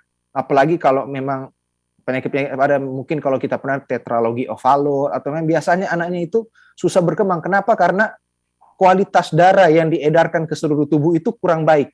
Karena darahnya itu nggak tergantung penyakit. Jadi saya bilang ada banyak macam penyakit jantung bawaan. Kadang-kadang bisa bertumbuh dengan baik, kadang-kadang juga bisa enggak. Jadi ada tergantung penyakit jantung bawaannya yang bagaimana. Itu yang memang harus dievaluasi lagi. Apalagi kalau kita lihat anak kita ini lahirnya bagaimana. Mungkin ada orang anak yang Apgar skornya rendah, itu harus jadi kecurigaan juga ya.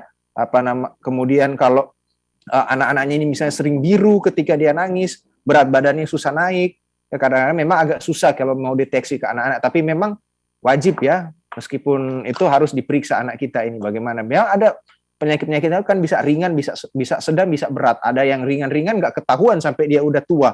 Kalau ternyata dia ada penyakit jantung bawaan, tapi karena nggak pernah membuat suatu implikasi klinis yang berat ke dia nggak tahu. Tapi ada yang memang dari kecil udah kelihatan banget. Dia gampang biru, dia gampang bengkak, gampang sesak ya contohnya. Jadi bisa itu dia.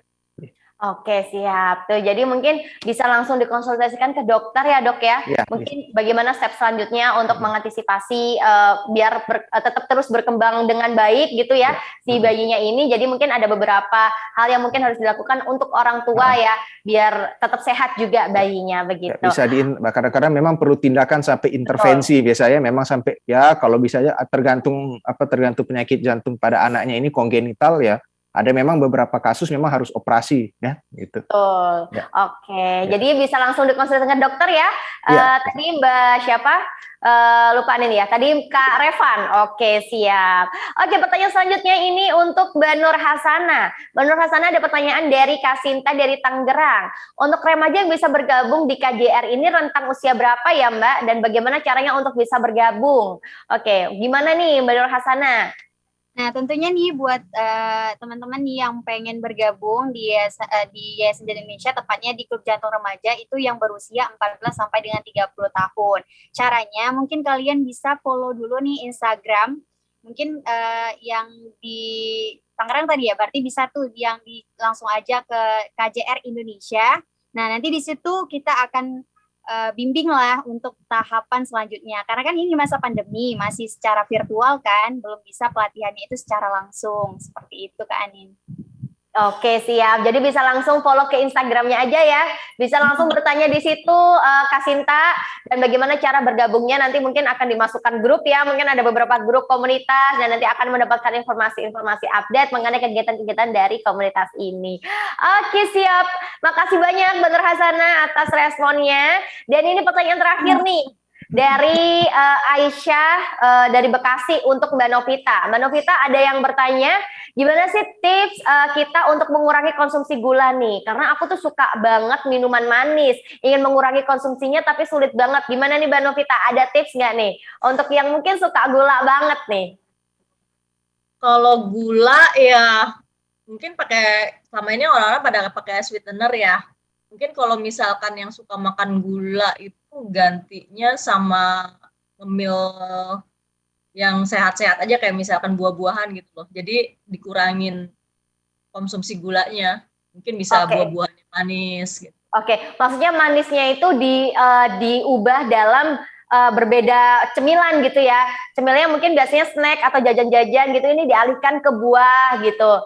Atau mungkin sayur-sayuran gitu ya, yang mungkin ya pelan-pelan kita harus ubah gitu. Biasanya kan memang nggak gampang ya Mbak, tiba-tiba untuk pindah gitu. Jadi mungkin dikurangi untuk mungkin cemil-cemil snacknya, begitu ya Mbak Novita ya.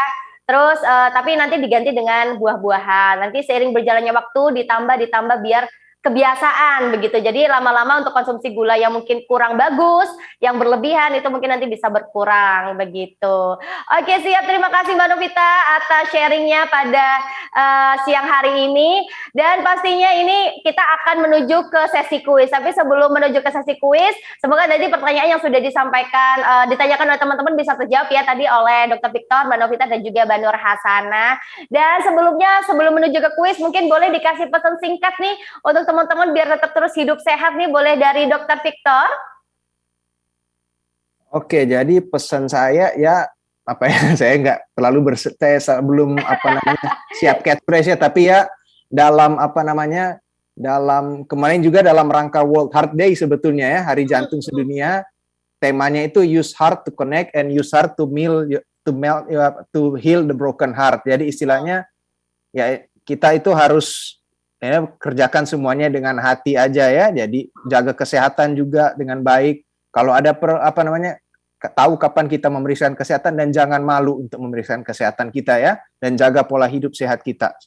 Kalau ada perlu apa-apa, kalau bisa malu ke rumah sakit pun yang bisa coba dulu Halodoc kan ya. Kita latihan dulu dari situ, konsultasi pelan-pelan dulu. Kalau memang biar dapat pencerahan lah paling nggak, apalagi kalau yang awam. Kalau perlu bisa lanjut ke rumah sakit atau periksa langsung. Kalau enggak ya mungkin bisa tenang dulu lah paling enggak ya, udah tahu daripada was-was gitu ya. Oke, siap. Ininya kita juga biar nggak salah jalan ya dok ya. Biar Betul, ya. kita tahu step yang harus kita lakukan untuk step selanjutnya begitu. Oke, terima kasih banyak dokter untuk pesannya. Semoga tadi yang sudah disampaikan bisa bermanfaat juga ya untuk teman-teman pastinya. Dan lanjut ke Mbak Nur Hasanah. Boleh Mbak Nur Hasanah diberi pesan singkat untuk teman-teman? Nah, jadi kalau dari Hasanah nih, ayo kita sebagai generasi muda semangat terus untuk menggapai cita-cita ya. Di samping itu kita harus tetap nih meningkatkan kesadaran bahwasanya pentingnya untuk mencegah penyakit jantung dan pembuluh darah seusia dini mungkin. Karena kita lebih baik nih mencegah daripada mengobati. Kalau di Yayasan Jantung Indonesia itu selalu kita kenal dengan panca usaha jantung sehat dengan cara seimbang gizi, kenyahkan rokok, dan hindari dan atasi stres, kemudian awasi tekanan darah dan juga teratur berolahraga. Mungkin itu aja nih Kak Anin pesan singkat dari Hasanah, semoga bisa bermanfaat buat teman-teman semuanya. Amin, amin pastinya. Masya Allah luar biasa. Menurut Hasanah yang penting kita harus terus menjaga diri ya sedini mungkin. Kita harus tahu apa yang harus kita lakukan biar kita juga terhindar dari beberapa penyakit yang mungkin bisa merugikan kita semuanya. Lebih baik mencegah daripada mengobati. Oke, terima kasih Mbak Nur Hasanah. Lanjut ke Mbak Novita. Boleh Mbak Novita diberi pesan singkat biar teman-teman nih makin semangat nih untuk menjaga pola hidup sehat dan berolahraga. Jadikan sport sebagai lifestyle. Kayak aku punya moto created for my lifestyle. Jadi hidup sehat juga, makanan yang sehat sebagai acuan hidup sehat. Oke, siap. Wow, tepuk tangan dong untuk Dr. Victor, Mbak Nur Hasanah dan juga Mbak Novita ya. Yang pastinya ini sekali lagi jangan lupa untuk menjaga pola hidup sehat dan juga olahraga ini menjadi salah satu lifestyle ya Mbak ya, gaya hidup kita ya. Bukan sebagai beban yang mungkin harus kita lakukan, tapi ini harus kita lakukan untuk hidup kita lebih sehat begitu. Oke, semoga tadi yang sudah disampaikan oleh Dr. Victor, Mbak Nur Hasanah dan juga Mbak Novita bisa bermanfaat juga ya untuk teman-teman pastinya. Oke, kali ini kita menuju ke sesi kuis. Anin izin dulu ya menuju ke sesi kuis nih Pak Victor dan juga Mbak Novita dan Mbak Nur Hasanah. Mungkin kali ini bantu Anin untuk menjadi juri. Oke, siap. Nah, untuk teman-teman sekali lagi jangan lupa ya buat download Mentimeter atau bisa langsung menuju ke website menti.com. Nah, siapa nih yang sudah menyimak dari tadi dari penjelasan dan penyampaian oleh Dr. Victor, Mbak Nur Hasanah dan juga Mbak Novita, insya Allah bisa menjawab beberapa pertanyaan akan Anin bacakan nanti. Oke, nah kalau misal sudah download Mentimeter atau bisa sudah langsung ke menti.com, bisa nanti langsung masukkan kode ya. Seperti biasa tadi sudah Anin bacakan bahwasanya nanti akan ada hadiah saldo elektronik pay senilai Rp150.000 untuk 5 orang pemenang. Jadi buat teman-teman jangan sampai nggak ikutan karena ini lumayan nih kalau misal kita udah dapat hadiahnya nih. Oke, kode Mentimeternya adalah 7062 1118. Oke, sekali lagi 7062 1118. Yuk, masuk terus di Mentimeter. Anin sudah di dalam nih. Anin udah masuk nih. Jadi Anin sekarang lagi nunggu teman-teman buat gabung. Kalau misal tadi udah masukin kode, nanti ketemu Anin di dalam. Oke, yuk. Sekali lagi kode Mentimeternya adalah 7062 1118. Oke, sekali lagi 7062 1118. Ayo, jangan sampai ketinggalan. Kayaknya waktunya bentar aja ya teman-teman ya. Jadi buat teman-teman yang nanti ketinggalan, ini untuk berkesempatan untuk memenangkan hadiah juga kecil. Jadi yuk langsung masuk. Sekali lagi, kode Mentimeternya adalah 7062 1118. Sekali lagi, 7062 1118. Oke. Yuk, yang udah masuk tetap terus stay tune, jangan sampai keluar lagi. Yang belum masuk langsung masuk ya. Karena ini sudah banyak banget yang udah masuk. Ayo jangan sampai ketinggalan. Lumayan loh hadiahnya saldo elektronik pay senilai Rp150.000 untuk 5 orang pemenang. Jadi nanti yang mempunyai skor, yang sudah meraih skor tertinggi nih ya, 5 skor tertinggi yang sudah bisa menjawab dengan cepat dan tepat, nanti akan mendapatkan hadiahnya. Oke, sepertinya sudah mulai banyak yang masuk nih ya. Wow. Hai, kamu yang gambar apa nih? Ayo, jangan sampai ada yang belum masuk lagi. Ayo, masih ditunggu Anin beberapa detik lagi. Oke. Nah, ini ada yang baru masuk juga. Weh, ada emoticon burung, ada yang milih ulet, ada yang pisang, ada yang stroberi, ya macam-macam nih ya teman-teman ya. Oke, bisa langsung dimulai ya. Oke, pelan-pelan, yuk masuk yuk. Masih banyak lagi. 30 detik berjalan.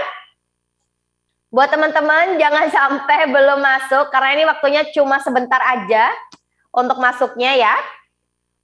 Oke. Nah, ini pertanyaannya sudah ada ya nanti di layar atau di Mentimeter. Nanti teman-teman bisa langsung pilih. Ada beberapa choice dan ada beberapa yang mungkin harus ditulis begitu. Oke, siap. Wah, udah banyak banget nih ya yang masuk ya. Wah, ini burung barusan masuk. Ada kepiting juga barusan masuk nih. Oke, ada bunga mawar barusan masuk juga. Oke. Sudah masuk ya? Oke. Yuk, kita mulai. 3, 2, 1. Pertanyaan pertama. Jeng, jeng, jeng. Oke, pertanyaan pertama adalah, apakah tema webinar bersama Halodoc hari ini? Ayo, ada 2 pilihan. Ini jangan sampai keliru ya. Ini ada kayak mirip-mirip gitu. Jadi buat teman-teman jangan sampai keliru. Kalau misal tadi menyimak dari awal dan melihat banner yang terpampang nyata tadi, insya Allah bisa menjawab. 3, 2, 1, time's up. Jawabannya adalah deteksi dini penyakit jantung koroner. Yeay. Selamat untuk yang menjawab dengan benar. Dan pertanyaan selanjutnya adalah, oke. Jeng, jeng, jeng. Apa nih pertanyaannya? Siap-siap ya teman-teman. Apakah kepanjangan dari KJR YJI? Ayo. KJR YJI apa nih? Kalau misal tadi nyimak Banur Hasanah, kayaknya teman-teman bisa nih menjawabnya. Oke. Ayo jangan sampai salah. Ini mirip banget. Ini menjebak nih ya. 3, 2, 1. Jawabannya adalah Klub Jantung Remaja Yayasan Jantung Indonesia. Yeay, selamat buat yang menjawab dengan benar. Sepertinya yang menjawab dengan salah lebih banyak ya. Ini ya. Oke, masih ada 3 kesempatan lagi. Menuju ke pertanyaan ketiga adalah, Oke. Pertanyaan ketiga adalah, apakah nama layanan dari Halodoc yang dapat memudahkan kita untuk cek dan screening tingkat risiko penyakit jantung? Oke, ini tidak ada pilihan, jadi buat teman-teman bisa langsung tulis. Yuk, jangan sampai salah. Ini gampang banget, tinggal ditambahin aja depannya. Tuh, udah Anin kasih clue nih. Ayo. 3, 2, 1. Jawabannya adalah, wah, macam-macam nih ya. Jawabannya adalah resiko jantung. Yeay, congratulations buat teman-teman yang sudah menjawab dengan benar. Dan masih ada 2 kesempatan lagi buat kamu untuk menjawab dengan benar. Yang salah jangan sampai salah lagi, yang benar dipertahankan. Pertanyaan selanjutnya adalah, manakah, jeng jeng jeng, ini udah ada pertanyaan, manakah yang merupakan nama lengkap dan gelar dari Dr. Victor? Wah, ini Anin sudah bacakan loh. Tadi waktu Anin undang di awal nih. Oke, siapakah nih nama lengkap dari Dr. Victor? Dr. Victor nyimak ya. Apa nih dok yang benar nih dok? Oke, siapakah nama Dr. Victor yang lengkap sampai akhir? 3, 2, 1, time's up. Jawabannya adalah, wah masih ada yang ketipu nih. Jawabannya adalah Dr. Victor G.X Roroh sp.cp. Yeay, congratulations buat yang menang. Berarti tadi nyimak ya. Nyimak sesuai yang tadi Anin sampaikan. Oke, pertanyaan terakhir. Masih ada 1 kesempatan lagi nih buat teman-teman. Pertanyaannya adalah, apakah nama fitur terbaru dari Halodoc? Aduh, ini tadi yang sudah sempat Anin jelaskan. Ingat gak tadi waktu dokter sempat tadi terkendala teknis sedikit, terus Anin menjelaskan ini nih, ada fitur terbaru dari Halodoc. Ayo, siapakah nih yang bisa menjawab dengan benar semuanya? Nanti akan mendapatkan hadiah. 3, 2, 1. Jawabannya adalah Digital Cashless Outpatient. Yeay! Congratulations buat yang menjawab dengan benar. Yuk, siapakah yang bisa menjawab dan meraih 5 skor tertinggi pada siang hari ini? Yaitu ada Cila di poin pertama ya. Ada Cila dengan skor 4.695. Dan ada siapakah lagi? Nah, ada Cila, kemudian ada Fahrur. Fahrur Rohman kayaknya ya. Ini Fahrur aja. Dan yang ketiga ada Patrice. Yang keempat ada Petrin Vianka. Yang kelima ada Herli Fatima. Yeay, congratulations untuk Cila, Fahrur, Patrice, Petrin Vianka, dan juga Herli Fatima. Tepuk tangan dong untuk yang sudah menang menjawab dengan benar. Dan jangan lupa untuk para pemenang nih ya, untuk mengirimkan data diri kamu melalui WhatsApp ke nomor di bawah ini di 0813 15567834. Jangan lupa untuk menginfokan nama lengkap kalian, nomor HP dan juga foto KTP. Nah, yang masih belum menang jangan khawatir ya, karena nanti masih banyak banget beberapa webinar dari Halodoc dan pastinya banyak juga kuis-kuis yang lebih menarik. Nah, oh ya, Anin nih mau ngasih info juga nih buat teman-teman tadi sesuai janji Anin ya. Tadi sempat ada ada salah satu pertanyaan mengenai DCO, Digital Cashless Outpatient atau rawat jalan digital. Nah, fitur DCO ini dapat langsung digunakan apabila teman-teman sudah menghubungkan asuransi di bagian profil aplikasi Halodoc. Nah, kalau semisal sudah ada nih, nah ini berikut step by step cara menghubungkan asuransi di aplikasi Halodoc. Jadi buat teman-teman jangan lupa ya, bisa lihat step di layar. Nah, untuk yang pertama jangan lupa nih, download aplikasi Halodoc. Nah, kalau misal udah punya semuanya, bisa langsung buka aplikasi Halodoc dan klik menu profil. Nah, setelah klik menu profil, langsung klik link to your insurance. Nah, udah selesai. Nah, kalau misal udah selesai, pilih provider asuransi yang ada, yang digunakan kamu saat ini. Ya, itu mungkin bisa di capture ya sama teman-teman, ini nanti bisa langsung dipraktekkan setelah ini. Dan setelah itu masukkan informasi polis kamu, polis asuransi kamu, pastikan nama lengkap dan tanggal lahir yang sesuai. Dan jangan lupa kalau udah selesai klik validate atau validasi. Nah, gampang kan buat masukkan asuransi di aplikasi Halodoc. Ini sangat membantu kita ya, apalagi untuk para karyawan nih. Bagaimana cara kita tetap berkonsultasi secara online tapi tetap menggunakan asuransi. Dan saat ini Halodoc sudah bekerja sama ya dengan hampir seluruh provider asuransi yang ada di Indonesia. Terdapat lebih dari 20 insurance seperti Prudential, Allianz, FWD, Manulife, Medicilin, Mega, Astralife, dan masih banyak provider asuransi lainnya yang insya Allah kalian juga punya juga insya Allah di rumah. Nah, kali ini Anin tadi sudah membacakan ya pemenangnya siapa aja. Terus tadi juga kita sudah mendengarkan pemaparan materi dari beberapa narasumber kita yang sangat luar biasa. Dan kita juga udah nggak kerasa semuanya kita di penghujung acara ya pada siang hari ini. Dan semoga tadi yang sudah disampaikan oleh narasumber bisa bermanfaat untuk teman-teman yang sudah hadir pada webinar kali ini. Dan semoga nanti kita juga bisa bertemu di webinar-webinar selanjutnya. Dan sebelumnya terima kasih juga untuk Dr. Victor, Mbak Novita dan juga Mbak Nur Hasana yang sudah sharing pada siang hari ini ya. Dan pastinya ini semoga menjadi amal dan juga kegiatan baik untuk para narasumber dan bisa bermanfaat juga untuk teman-teman yang sudah hadir pada siang hari ini. Dan semoga nanti kita bisa bertemu ya di webinar selanjutnya ya. Dr. Victor, Mbak Nur Hasana juga Mbak Novita ya. Ya, makasih. Iya, Ya, oke. selamat siang. Selalu untuk Dr. Victor, Manur Hasana, dan juga Manovita, dan pastinya juga terima kasih buat teman-teman. Jangan lupa untuk selalu menjaga kesehatan, dan sekali lagi juga terima kasih untuk Halodoc sudah mendukung acara webinar pada kali ini. Dan Anin pamit undur diri, Dr. Victor, Manur Hasana juga Manovita pamit undur diri ya teman-teman. Wassalamualaikum warahmatullahi wabarakatuh. Stay safe and healthy semuanya. Bye-bye.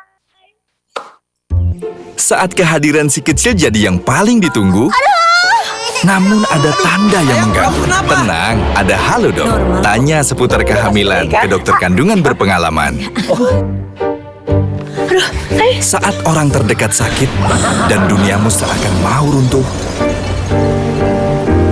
tenang, ada Halodoc. Ada dokter terpercaya yang siap membantumu. Butuh dokter terpercaya 24 jam? Tenang, ada Halodoc. Saat ingin menjaga yang tersayang, namun ada hal tak terduga menghalang.